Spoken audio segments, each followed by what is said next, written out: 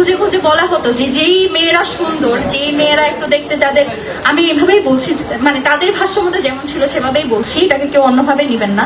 যাদের একটু ফিগার ভালো, যারা একটু দেখতে ফর্সা, তারা রাজনীতিতে ভালো করবে, এই ধরনের একটা কথা প্রচলিত ছিল। এবং মেয়েদেরকে যেভাবে ব্যবহার করা হতো মিছিলের সামনের সারিতে, এবং কখনো কখনো নেতার পেছনে হাততালি দিবে, এই ধরনের একটা মেয়েদের রাজনীতি বলতে এটা ছিল। এই জন্য এক ধরনের কথা প্রচলিত ছিল যে ভালো মেয়েরা কখনো রাজনীতি করে না, এই ধরনের কিছু টেবু, এই ধরনের কিছু সেন্টেন্স আমরা সবসময় শুনতে পেয়েছি। তো এই সব কিছুকে উপেক্ষা করে যখন আমরা জুলাই গণ অভ্যুত্থানকে সফল করলাম, এবং জুলাই গণ অভ্যুত্থানের পরে যখন আমাদের কাছে সুযোগ এলো যে প্রত্যেকটা সেক্টর সুন্দরভাবে সংস্কার করার, সেটা কোথায় বাধাপ্রাপ্ত হচ্ছে এবং কাদের কারণে হচ্ছে, এটা আশা করি বলার অপেক্ষা রাখে না। জুলাই গণ অভ্যুত্থান পরবর্তী যখন জুলাই সনদের কথা আসে, জুলাই গণ অভ্যুত্থান তো শেষ হয়েছে, এরপরের ফেজটা ছিল অভ্যুত্থান সফল হয়েছে, এখন সংস্কারের পালা। সেই সংস্কারের লক্ষ্যে 1 বছর ইন্টারিম সরকার ছিল, সেই ইন্টারিম সরকারের মধ্যে ভূত বসেছিল যারা আমাদের সেই সংস্কারগুলো করতে দেয়নি, কিংবা সেই সংস্কারগুলো করার পথে পদে পদে বাধা সৃষ্টি করেছে। কেউ কেউ বলেছে গণতান্ত্রিক যে সরকার আসবে, নির্বাচনের মাধ্যমে যে সরকার আসবে, সেই সরকারে আসলে সবকিছু ঠিক হয়ে যাবে। আমরা বরং কি দেখলাম, যখন গণতান্ত্রিক সরকার আসলো, যখন কথা ছিল জুলাই সনদে যেই সব সংস্কারের কথা বলা হয়েছে, জুলাই গণ অভ্যুত্থান যেসব আকাঙ্ক্ষা নিয়ে তৈরি হয়েছে,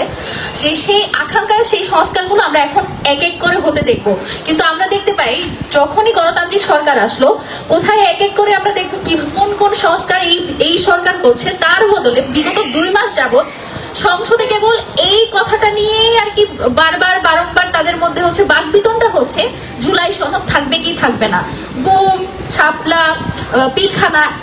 এইগুলো নিয়ে যে অধ্যাদেশ, সেগুলো আসলে সাস্টেইন করবে, সেগুলো কিভাবে হবে, সেগুলোই তারা এখনো পর্যন্ত ঠিক করতে পারলো না। যখন গণতান্ত্রিক সরকার আসার পরে কথা ছিল যে গতানুগতিক যে রাজনীতি, যেটা আমরা বিগত 17 বছর ধরে দেখেছি, যেভাবে রামদা দিয়ে কুপিয়ে হত্যা করা হতো, শিবির বলে যেভাবে ট্যাগ দিয়ে যে কোনো সাধারণ শিক্ষার্থীকেও শিবির বলে ট্যাগ দিলে তাকে মারার একটা জাস্টিফিকেশন তৈরি করা যেত, সেসব কিছু আমরা দেখতে পাবো না। আমাদের এক্সপেকটেশন ছিল এটা, বরং তার বদলে আমরা কি দেখলাম, আজকেরই আপনাদের একটা নিউজ বলি, যেখানে সারা দেশে বিগত 3 মাসে 800 এর বেশি হত্যাকাণ্ড হয়েছে, এবং শুধু ঢাকা শহরে হয়েছে 100 এর বেশি। তো যদি গণতান্ত্রিক সরকার আসলে দেশের আইন শৃঙ্খলা পরিস্থিতি ঠিক হয়ে যায়, যদি গণতান্ত্রিক সরকার আসলে সবগুলো সংস্কার সম্পন্ন হওয়ার যে আশ্বাস আমাদেরকে দিয়ে ইন্টারিম আমলে যে কাজগুলো করতে দেওয়া হয়নি, সেগুলোই যদি হবে কথা ছিল, তাহলে এখনো পর্যন্ত এই 800 জন মানুষকে যে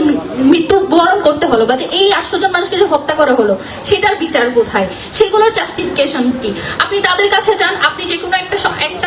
একটা সরকারি, আপনি আগে দেখা যেত যে সরকারের কোনো সমালোচনা করা যেত না, সরকারের যেই সমালোচনা করবে সে রাজাকার। এখন দেখা যায় সরকারের যেই সেই পুরানো রাজনীতিটা ভেঙে দিয়েই তো আমাদের নতুন সংস্কার, নতুন যে বাংলাদেশ সেটা তৈরি হলো, বা জুলাই গণ অভ্যুত্থান হলো। আমাকে যদি সেই 17 বছরের যে দমন পীড়ন, সেই কায়দাতেই যদি যেতে হয়, যদি শুধুমাত্র একটা আইকন যে হাসিনা চলে গেল, হাসিনার পরবর্তীতে আরেকজন এসে সে যদি হাসিনা যে কাজগুলো করতো সেগুলোই যদি চলমান রাখে, আমার তো হাসিনাকে তাড়ানোর কোনো প্রয়োজন ছিল না। যদি আমার কোনো কিছু চেঞ্জই না হয়, আমার যে 2000 ভাই বোন যারা শহীদ হলো, তাদেরকে আর শহীদ হওয়ার তো কোনো দরকার ছিল না। এই যে 2000 মানুষের যে ফ্যামিলি, এই ফ্যামিলিগুলো তো এখনো পর্যন্ত তাদের যে সন্তানের যে বিচারটা হওয়ার কথা ছিল, সে বিচারও এখনো পর্যন্ত হয়নি। বরং আমরা কি দেখতে পাই, এই সময়ে এসে নির্বাচনের আগে আমরা দেখতে পেয়েছি প্রত্যেকটা রাজনৈতিক দল শুধুমাত্র তাদের নির্বাচনে কিছু ভোট ব্যাংক বাড়ানোর জন্য, আওয়ামী লীগের যে ভোটগুলো সেগুলো তাদের পক্ষে আনার জন্য আওয়ামী লীগের পক্ষ নিয়েছে। কথা ছিল ট্রুথ কমিশন গঠনের মাধ্যমে তাদের রিকনসিলিয়েশন করা হবে,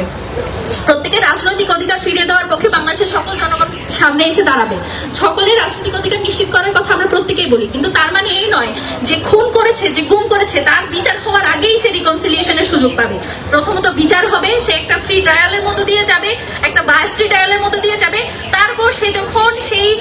বিচারের মাধ্যমে তাকে যতদিনের জেল দেওয়া হবে, তাকে যে শাস্তি দেওয়া হবে, সেই শাস্তি ভোগ করে আসার পর তাকে আবার সুযোগ দেওয়া হবে সে যাতে রাজনীতি করতে পারে। যেখানে এখনো বিচার হয়নি, যেখানে এখনো পর্যন্ত অনেক শহীদের পরিবার এখনো জানে না যে অনেক পরিবার জানে না তাদের সন্তানের কবরটা কোথায়, সেখানে যখন এসে জুলাই সনদ তো বাস্তবায়ন হচ্ছেই না, বরং আমরা যখন দেখতে পাই বিভিন্ন রাজনৈতিক দলগুলো আওয়ামী লীগ তাদের সাথে রাজনীতি করতে পারবে এই ধরনের কথা বলে, বা আওয়ামী লীগের জন্য তারা সুযোগ তৈরি করে দিতে চায়, পুনর্বাসনের সুযোগ দিতে চায়, তখন তো আমাদেরকে আসলে সন্দেহ করতে হয় যে সমঝোতাটা আসলে কাদের সাথে কাদের হয়েছে। আমরা দেখতে পাই এখন যেইখানে সরকারি দল এবং বিভিন্ন রাজনৈতিক দলগুলো যেখানেই যে কোনো একটা কার্যক্রম চালিয়ে যায় বা যেটা নিয়ে জনসমালোচনা তৈরি হয়, আমরা দেখতে পাই যে আওয়ামী লীগের প্রত্যেকটা পেজ সেখানে তাদেরকে নৈতিক সমর্থন দেয়। তো যাকে আওয়ামী লীগ সমর্থন দেয়, আমার মনে হয় না যে এখানে আর কোনো ধরনের মানে একটা ডিফারেন্সিয়েট করার কোনো সুযোগ আছে। যাকে আওয়ামী লীগ সমর্থন দেয় তাকে আসলে কোনো কিছু চিন্তা ভাবনা না করে আমরা বলে দিতে পারি সেটা আসলে কোন পক্ষের বা সেটা কাদের কাজ। তো এই সব কিছুর পরবর্তীতে এসে যখন প্রধানমন্ত্রী, আমাদের মাননীয় প্রধানমন্ত্রী তারেক রহমান যখন বলেন দক্ষিণ সংসদ ভবনের দক্ষিণ প্লাজায় দাঁড়িয়ে তারা যেখানে দাঁড়িয়ে জুলাই সনদে স্বাক্ষর করেছেন তার সেটা প্রত্যেকটা অক্ষরে অক্ষরে তারা পালন করবেন। এই ভিডিওটাও আশা করি সবাই দেখেছেন। তো সেই ভিডিওতে যে তিনি যে বলেছেন যে তিনি অক্ষরে অক্ষরে পালন করবেন, তাহলে যে গুম অধ্যাদেশ বাতিল করার কথা হলো, অন্যান্য জুলাই সনদ নিয়ে এবং বিচার নিয়ে এবং হাসিনাকে দেশে ফিরিয়ে আনা নিয়ে, এই সব নিয়ে আসলে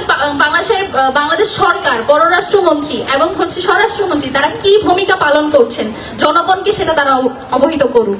এবং যে অধ্যাদেশগুলো নিয়ে তারা বলছেন যে তারা যেভাবে বলা হয়েছে, যেভাবে লেখা আছে সেভাবে করবেন না, তবে তারা তাদের নিজেদের সুবিধা মতো করবেন। তারা আরো বলছেন যেসব ব্যাপারে তাদের নোট অফ ডিসেন্ট ছিল সেগুলো তারা তাদের ইচ্ছা মতো করবেন। তাদের জেনে রাখা উচিত যে